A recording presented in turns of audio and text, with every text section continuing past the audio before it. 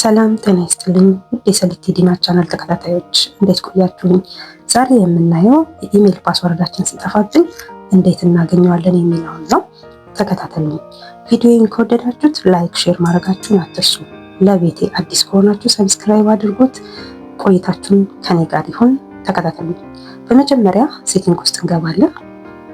ሴቲንግ ውስጥ በዚህ መልኩ ከገባን በኋላ እንደዚህ ወደ ላይ ወደ ታይ እናደርግና ጎግል የሚለውን እንነካዋለን ማለት ነው። ከዛ ኦል ሰርቪስ የሚለውን እንነካዋለን።